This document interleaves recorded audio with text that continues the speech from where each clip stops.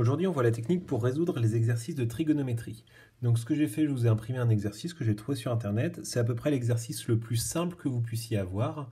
Il est assez intéressant parce qu'il y a deux questions qui correspondent aux deux choses qu'on peut faire avec de la trigonométrie.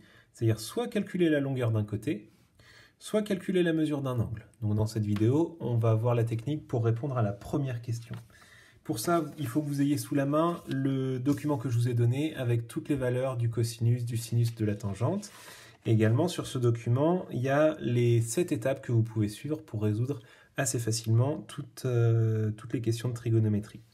Pour chacune des étapes, je vous ai mis soit une petite plume, si jamais il y a besoin de faire une rédaction au propre, soit un petit brouillon. Il y a 2 étapes qui sont à faire uniquement au brouillon. On n'est pas obligé de les noter sur une copie de brevet, par exemple. Ce n'est pas interdit, mais c'est pas obligé.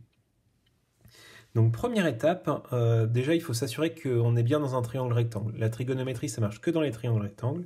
Donc si ce n'est pas un triangle rectangle, ça ne sert à rien de faire les étapes suivantes, ça ne marchera absolument pas.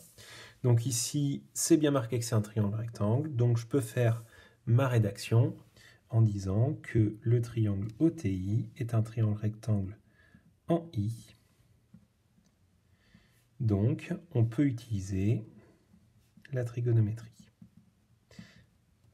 Alors j'ai même précisé si c'est le cosinus, le sinus ou la tangente, mais je ne sais pas encore. Donc pour l'instant, je laisse ma phrase en suspens. On peut utiliser et je la compléterai tout à l'heure. Donc là, on a fait la première étape. Est-ce que c'est un triangle rectangle? Deuxième étape, au brouillon. Pour ça, je vais utiliser le bas de l'énoncé, j'ai plein de place. On va faire un schéma à noter pour bien comprendre la situation. Donc on sait qu'on a un triangle rectangle. Donc on code l'angle droit et on sait qu'il est rectangle en I. Ça veut dire que le point I, il est ici. Et les deux autres points, peu importe, O et T comme ça par exemple. On sait également que le côté OT, c'est-à-dire celui-là, il mesure 2,1 cm. Donc on le note. Et on sait également que l'angle IOT, donc avec le sommet O, c'est celui-là, il a une mesure de 34 degrés. Dernière chose qu'on a dans l'énoncé, c'est que la question qui nous est posée, c'est de calculer la longueur entre I et O. Donc je peux mettre un point d'interrogation ici, qui va me permettre de ne pas perdre mon objectif de vue, qui est bien de calculer la distance entre I et O. Dernière chose qu'on fait sur ce schéma à noter, ça va être de noter les noms des différents côtés. Donc par exemple, l'hypoténuse qui est toujours en face de l'angle droit, c'est celui-là. L'angle aigu qui nous intéresse clairement, c'est celui qui fait 34 degrés ici. Donc le côté adjacent, c'est-à-dire à côté, c'est celui-là. Et le côté opposé, c'est celui-là. Une fois qu'on a noté tout ça, on a fini la deuxième étape, faire le schéma à noter. Troisième étape, il faut choisir la formule, c'est-à-dire soit le cosinus, soit le sinus, soit la tangente. Pour ça, il faut bien avoir en tête les différentes formules. Donc moi, je vous avais dit, j'utilise l'astuce K-SO-TOA pour me souvenir des 3 formules. Et sur le schéma à noter, on va regarder quels sont les côtés qui sont intéressants. Alors l'hypoténuse, ici, elle est intéressante parce qu'on connaît sa longueur. Le côté adjacent, forcément, il est intéressant, c'est celui qu'on cherche. Le côté opposé, par contre, on ne connaît pas sa longueur et on s'en fiche, en fait, vu que ce n'est pas la question qui est posée. Donc le côté opposé, ici, il ne nous intéresse pas. Donc ce qui nous intéresse, c'est l'hypoténuse et l'adjacent. Donc parmi ces 3 formules, je vois que dans le cosinus, j'ai l'adjacent et l'hypoténuse, les 2 côtés qui m'intéressent. Donc ça veut dire que c'est cette formule qui nous intéresse. C'est cosinus égale adjacent sur hypoténuse. Donc on vient de choisir la formule. C'est le cosinus qu'on va utiliser. Et je termine donc ma phrase que j'avais commencé tout à l'heure. On peut utiliser le cosinus. On passe à la 4e étape. On va écrire l'égalité en lettres. Donc c'est le cosinus de quel angle? C'est l'angle ici qui nous intéresse, c'est donc l'angle IOT. Et la formule, c'est donc adjacent divisé par hypoténuse. Donc l'adjacent, c'est IO. Et l'hypoténuse, c'est OT. Donc voilà, 4e étape, égalité en lettres, c'est fait. Maintenant, égalité numérique, c'est-à-dire égalité avec des nombres.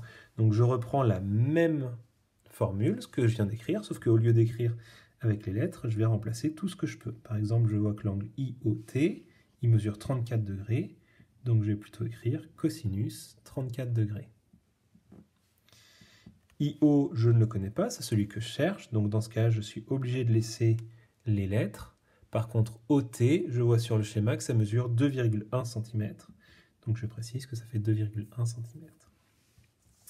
Sixième étape, on effectue tous les calculs possibles. Alors de ce côté-là, c'est pas possible puisqu'on ne connaît pas encore la valeur de IO, donc on ne peut pas faire la division.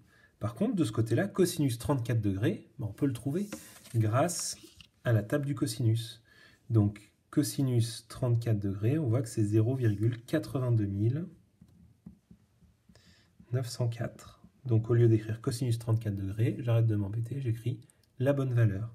Et je sais que c'est égal à IO sur 2,1. Il y avait bien marqué dans cette étape qu'il fallait effectuer tous les calculs possibles. Seulement là, j'ai l'impression qu'on est un petit peu bloqué. Et en fait, il faut avoir la bonne idée de reconnaître qu'on peut faire un produit en croix à condition de transformer cette écriture à gauche en une fraction.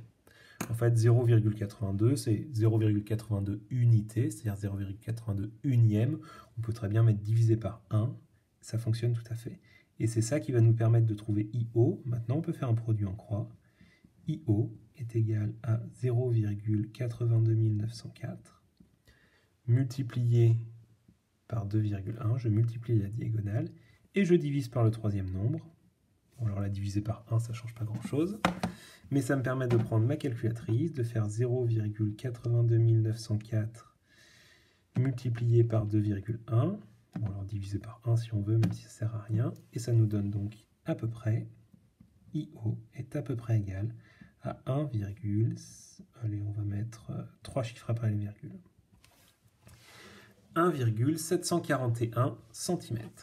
Donc là, on a fait tous les calculs possibles, on a même trouvé la réponse qui nous intéressait. On peut donc passer à la conclusion.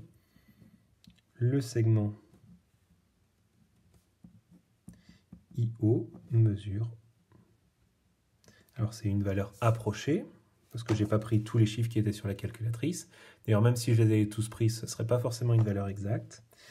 Donc je précise que ça mesure environ 1, et alors là, j'ai mis conclusion en faisant attention aux unités, etc. C'est-à-dire, notamment, ici, on voit qu'on nous demande de faire un arrondi au dixième.